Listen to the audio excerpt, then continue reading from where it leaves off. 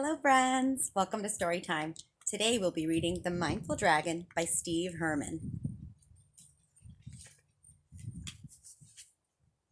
Hello, my name is Drew, and I'm so pleased to meet you. Diggery-Doo's my dragon, but don't worry, he won't eat you. He won't breathe fire or roar at you, even though he could. Diggery-Doo's a gentle pet, for I've trained him to be good.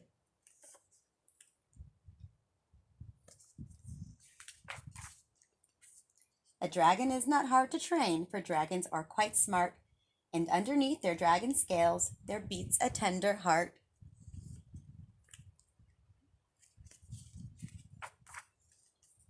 So not only must you train them to roll over, sit, and stay, but also to direct their thoughts to live a mindful way.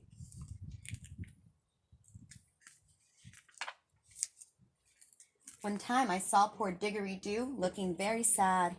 When I asked him what was wrong, he said, "I think my friends are mad."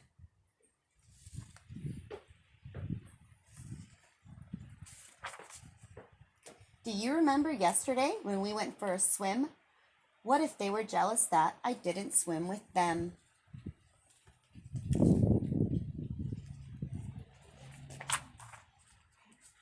I told them not to worry about what happened yesterday.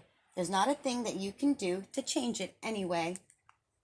And you can't help what others think about the things you do. You should not doubt your choices when you choose what's right for you.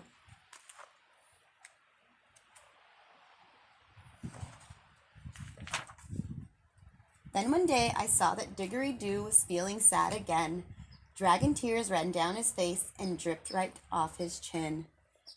"Diggery-Doo, what's wrong with you? Why do you feel sorrow?" He bowed his head and then he said, "I have a test tomorrow."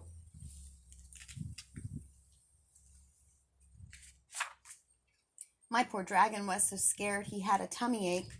I just shook my head and said, "Oh, for goodness sake. If you want tomorrow to turn out A-OK, you can't make it happen by worrying today."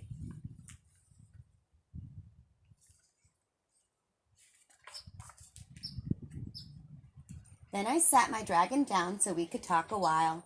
I told him, "Wipe your tears and replace them with a smile."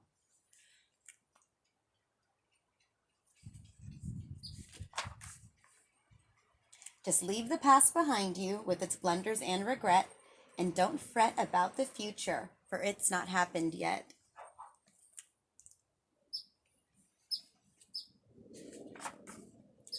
Love your past for memories and lessons that you've learned, and there's no harm in planning where your future is concerned.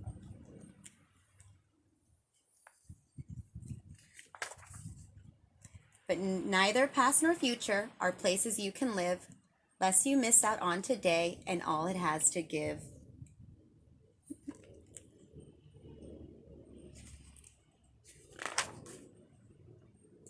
Diggery-Doo cocked his head and wiped his tears away. He listened very closely to the things I had to say. I told him it's called mindfulness, when you can clearly see that where you are this moment is where you're meant to be.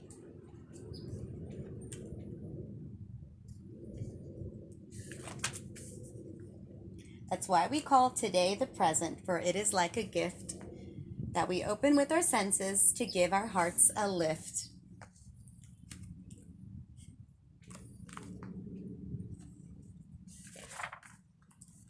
Open up your eyes. Do you see nature all around you? Trees and flowers, birds and bees, lakes and hills surround you.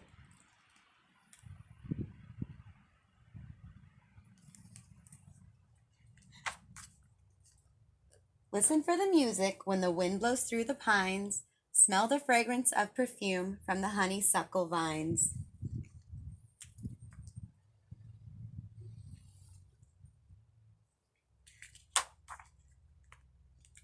Taste the sweetness of the berry when it bursts upon your tongue.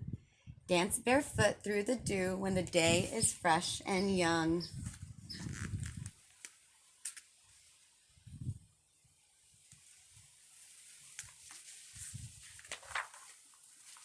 Love the life you're blessed with as you embrace today. Your fears and your anxiety will surely melt away. Let go of things you cannot change and change the things you can. When you practice mindfulness, you have a lifetime plan.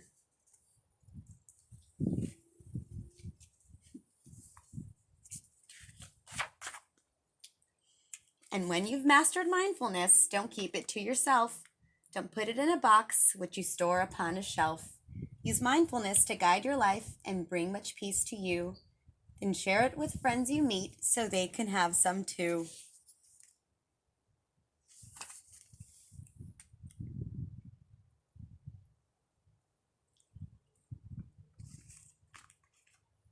So much beauty and fun to be had all around us.